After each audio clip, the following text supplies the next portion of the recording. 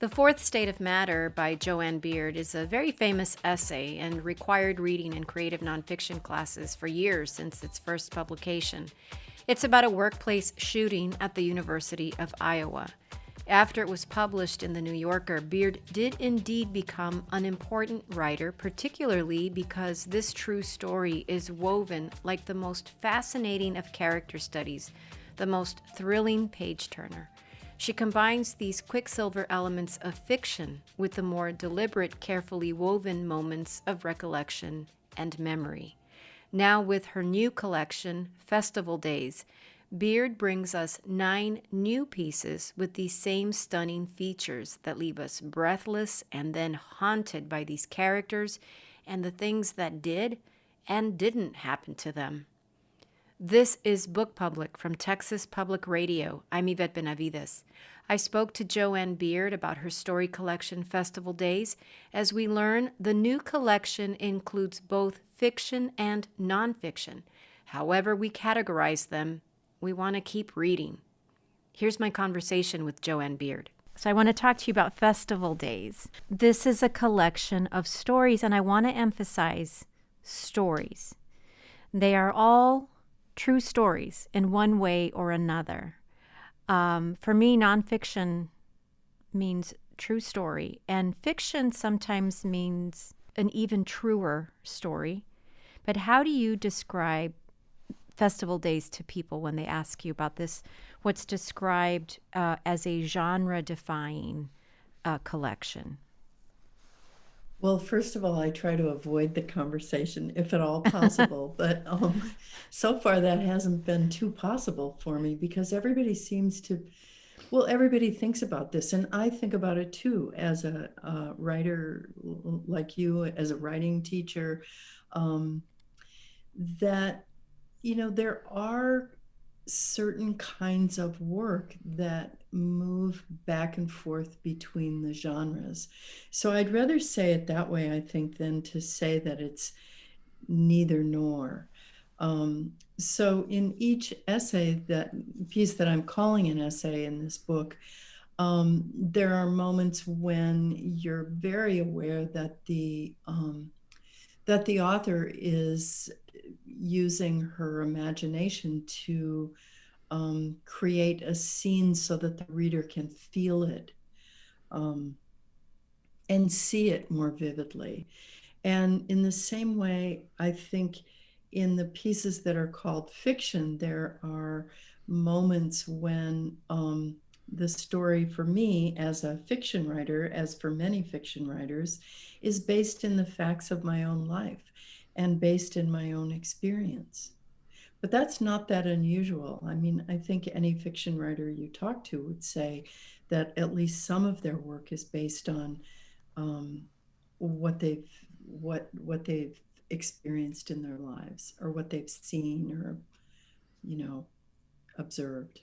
Well, there's something about creative nonfiction that I find is so much under a microscope for those who want to insist on almost a photographic recollection. And they might not be able to accept what's a little bit more imagined or speculative aspects of some of the stories in the collection. And so, that's a hang-up some people have. And they want things to be very defined. And so I like what you're saying about sort of allowing the author to move through the space. I mean, I'm thinking about a work like Werner. This is a story that's based on a real person, a real life, and all too real events. Can you very briefly tell us about this story? And I want to ask you a couple of things about it. Yeah, Werner is a painter, and I met him at an art colony where he had occasion, when somebody asked a specific question at the dinner table, to recount a story about something that had happened to him years ago, which is an experience he had when his apartment building caught fire and he had to make his way out of the building. And I asked Werner if I could, somewhat like a journalist, write that story, and he gave me permission to do so. So the essay Werner is about Werner's experience, but with but infused with another person's imaginings of what happened. That's the easiest way I know how to say it. Well, that says it. How did you? How much access did you have to him? I mean, was it really you met him there? You knew him from this particular context, and did you talk to him over many meetings over time? Because this really goes into some detail about his childhood. I mean, things that were that happened well before the fire in his apartment. Right. Well, Werner, being a painter, being a visual artist, had a really fine visual memory of what had happened to him. And I did sit with him like a journalist for a number of days running. And I asked him almost a second by second accounting of what had happened to him. And Werner had a great memory. It was a pivotal event in his life. um, he was, laid up for quite a long time afterwards, which I think gives you the opportunity to cement the memories. Like if you're just trapped in a bed, thinking and thinking and thinking about what happened to you, he really could tell me every single thing that I asked him. And so we spent days going over the events of um, that fire, and and then we spent more time going over separate events from his earlier life, just so that I had a more three-dimensional picture of who Werner was before the fire happened. And those details come through so vividly. The I think it was in Oregon, right, where he had spent some time too. I mean, Right. everything about the the fall, the cat, the doctors, the ambulance ride. I mean, just the most granular details and so vivid. I mean, it was such a harrowing experience for him, obviously, but the details are just remarkable. I mean, I just feel like how could Joanne Beard not have been standing right there? It's really just such a remarkable story, and just Well, I just want to say that I found the story remarkable too when Werner was telling it at the dinner table. I felt the air in the room change, and everyone became just completely riveted. Every conversation stopped, every face turned toward him, and we all wanted to know. And it was partly what had happened, but Mhm. it was also partly the way Werner had command of this event all these years later, and sort of knew how to describe what happened in a way that we could feel it. But then you juxtapose this against a story like Sherry, who is somebody you did not actually know. And that same granularity, that same vividness exists in this story too.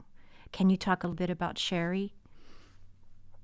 Well, that piece came before the Warner piece, and I didn't have the opportunity to meet Sherry in person. She had died by the time I actually got to know her.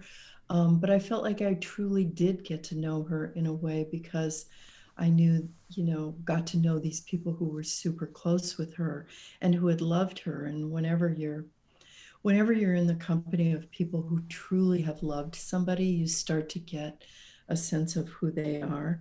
So it was different than the Werner story because I couldn't ask her about that layer of details that would have helped create her as a three-dimensional human being.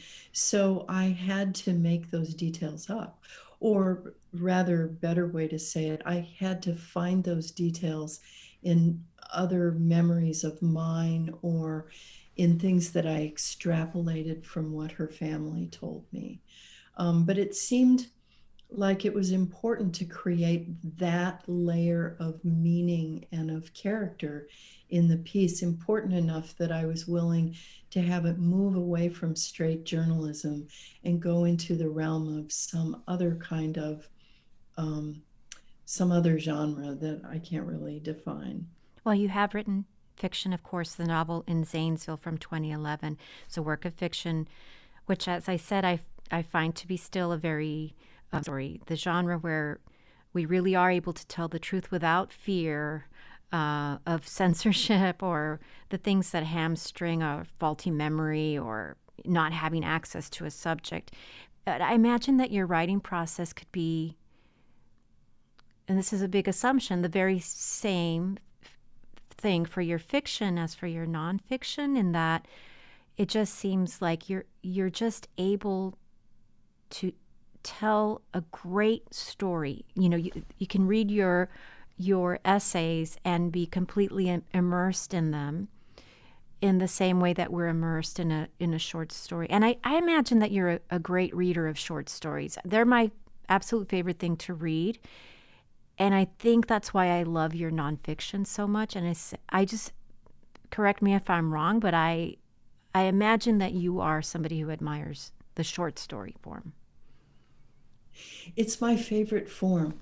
So I love reading novels. I truly love the form of the essay, but there were many years when all I ever read were short stories. I consumed collections of short stories. I was the first in line to get them. So there's something about um, that short form and the intensity of it that I agree with you is the very best thing to read. I love it. And I never thought of myself as a short story writer. And actually the two stories in this collection are they're based in my own memory and experience, even though nobody ever came into my house and attacked me. Mm-hmm. And I didn't hit anybody in the head with a shovel. But nevertheless, those stories feel really autobiographical to me. I think I just turn everything um, into fiction. And when I'm writing, fiction, I turn everything into nonfiction. So I don't know if that's just perversity on my part or what it is. I'm trying not to question it at this point. It's hard enough to get the work done, without trying to put those kind of parameters on it for myself. Oh, so you're referring to the story The Tomb of Wrestling as the other story that, Right. yeah, that another just gripping story.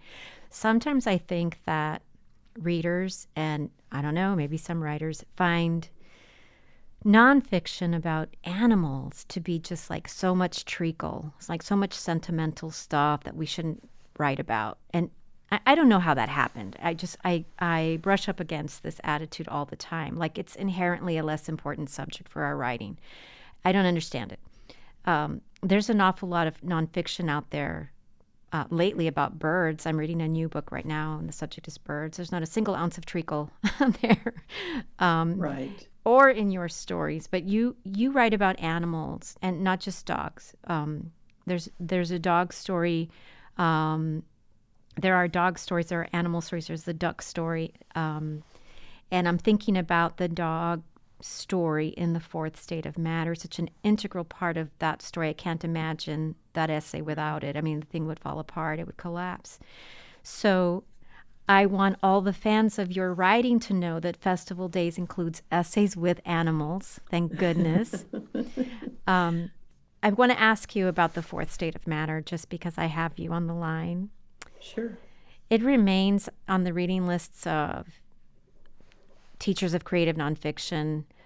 But I have to ask you about the idea of teaching, as you do, with Festival Days. Well, let me ask you this first. What is perhaps the first thing that you really want your students to understand about being a writer of nonfiction? Well, I think the kind of classes that I teach are in personal essay, and that, laps over into memoir. So I guess one of the things that I first want them to understand is that it's really difficult to take an experience in your own life and force it to mean something, because most of the time we just live our lives and what happens happens, and you just go, okay, all right, I may be reeling from that, but I'm going to move forward from it. But in writing, taking those pivotal moments and deciding that you're going to use them to illuminate something about the world means that you have to actually push them through image and metaphor, etc., to actually mean something, not only to you, but to the person who will read it. That's really hard to do. It's really hard to do.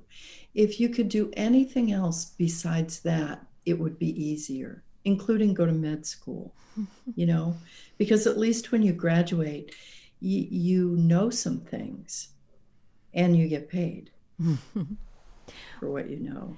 Well, in the essay now, you say the following: every essay, every academic talk, every writing effort can be deepened through observation and detail, can be made evocative, can contain interstellar dust, luminous patches, and areas of darkness.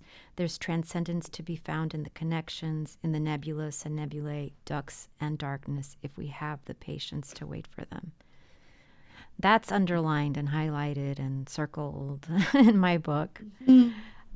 So I really appreciate the essay now, and what it imparts to us. I mean, it seems it's a very entertaining story, but it's also very instructive.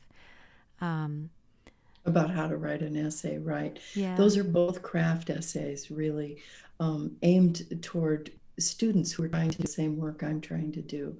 So, yeah, every once in a while, I like to just think about how an essay is written, and to, in the case of both of those pieces, I think I was trying to write an essay that would also explain the process of, like, form follows content kind of thing. But the one now I feel very attached to because it has my father in it, you know. Mm-hmm. And so for the period of time that I spent writing it, I got to, in my mind at least, be with him and think about him and try to understand who he was in his life a little bit. Those are such lovely moments, and there are those imagined moments too, that you then tell us the parts that you made up, and it remains, a very beautiful nonfiction piece about, sort of about your dad as well. I've interviewed a couple of authors a week since the pandemic started, and we've almost always briefly discussed the pandemic and its effects on life, the writing process, the book release, the book tour. I feel like right now, we're all just on the brink of collectively turning this corner, maybe, in terms of the pandemic, even as there are surges in some states. I was just reading about that. And so many people have suffered and have died terrible deaths full of suffering, and it's important to note that too. But I wonder about how to keep moving through what has been so difficult in so many ways over the last year. What has your writing life been like, and even your teaching life been like over the last year? I haven't taught since May because I had a either well-timed or ill-timed sabbatical this year. But I did teach last spring over Zoom. When I came back from spring break, we all, had to retire to our homes.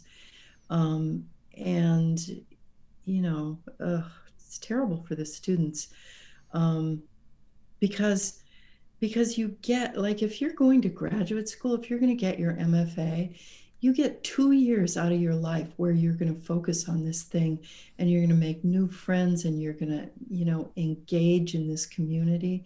And then to have one of those years be one in which you can't leave your house and you can't commune with people in person is really tough.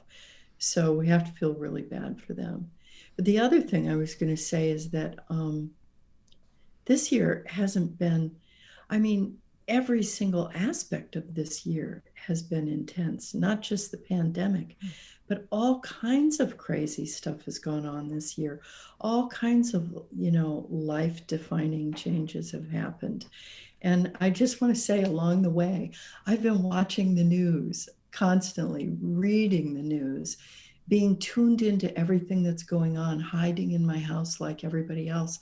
But somehow, over the course of the last year, I have not managed to write anything. Anything. I kind of love that. But I It's a want, confession. What can I say? Like other people I know are making really prime use of this time, but I mean, because there's so many things to talk about also, but I just have felt more stillness. And I mean, I don't know, stillness, I don't know what that means. I'm not still, I'm lazy. I'm like sitting in a chair like a lump with my laptop, every day doing things that are stupid, like playing solitaire. Okay, so that's the truth of it. That's the truth of it. While people are out, marching in the streets and, I don't know, destroying the Capitol and oh my. going to the hospital with, COVID, I'm sitting in a chair somewhere with my laptop on my lap, watching the world unfold in front of me instead of being engaged in it. So I'm trying to get better about that. Now that it's all over, I feel like I have to retrain myself how to engage in real life and not just in screen life. Well, I'm thinking about two things. One is the line in the essay that says Pringles are the thing that I usually don't admit to. And now we have this other wonderful, beautiful confession. This is very refreshing because most writers say, "Oh, I'm still writing every day," or whatever, you know. Are you kidding? I'm not even reading every day. It's like, oh my God, I mean, just there, between us. yeah, yeah. Well, there has been, the small matter of impeachment number two and the insurrection Yeah, and whatever. Yeah, exactly. No, I suspect that this is time that we need for things to just. And I do know that you have just like this terrific memory, and so I think the time sitting looking out the window is well spent probably, and I suspect that there's going to be like a series of, I don't know, stories about characters that communicate, through Zoom or something. I hope so. Oh my God, I hope so. That and a story about a bird. There. That would be good. That would That be would be really good. great. I feel a little charged up from this conversation, to Oh, tell that you the me truth. too, me too. But one of my favorite things over this, and we've had some interesting weather in Texas in February, and all kinds of other traumas here closer Right. by. But one of my favorite things over these difficult days to be an absolute fangirl about it is scrolling through social media and seeing a picture of Joanne Beard and reading about you in the New York Times and the Washington Post and other places. When I try to explain your work to people, and almost all of my friends and and for sure all of my students, of course, know your work and study your work. But for those who don't, I always think of the word energy, and that's the wrong word. But I've noticed in lately in reading about you that word crops up. Hmm. So I spotted it here and there while I was reading over the last week, and so I have found that others use it to describe your work. So I wonder what you think of that word, energy, to describe your stories. Wow. I never think of that word in relation to me. I don't. I mean, I know what it is in relation to other people's work, but I don't think of it as, I think of my work as being more pensive and introspective and perhaps even plodding, just because my process is so slow, that because I'm always kind of railing against that in the back of my mind, I tend to think of my work as being a little bit stuck in glue. So the idea that energy might apply to what I do is novel to me, but I like it. I like it. I like it too. I went back to look at some of the stories, some of the essays and the stories in Festival Days, and I saw it. I mean, Hmm. I could discern it. I could see it. But it is that sort of um, that that page turning sense of things, like, for example, I mean, with the Tomb of Wrestling and with Warner, I mean, with all of them, it's impossible to put the book down, and you're just so grabbed. I mean, that's a kind of an energy, I suppose. Maybe that's. It is. It's propulsive in terms of plot. Those stories that really were about other people. You know, something huge happened and I was writing about what happened. It's just that I don't think of that as applying to me, um, maybe in my life. But it's interesting that those are the kind of stories that I feel attracted to explore and write about. Well, but I will say this, I can certainly see the idea of introspection. I mean, from the very first story last night, the very first essay, um, and Festival Days, and What You Seek is Seeking You. I mean, so I can certainly see that. But it was just such an interesting word cropping up. And I kind of like that word for 2021. Oh, what a great thought. Yes. Yes. Joanne Beard, thank you so much for talking to me today. I really appreciate it. Thank you. It was wonderful to be here. Joanne Beard is the author of Festival Days. This has been Book Public from Texas Public Radio. Write to us at bookpublic@tpr.org. Jacob Rosati composed our theme music. Kathleen Creedon is our digital producer. Dan Katz is Texas Public Radio's news director. I'm Yvette Benavides.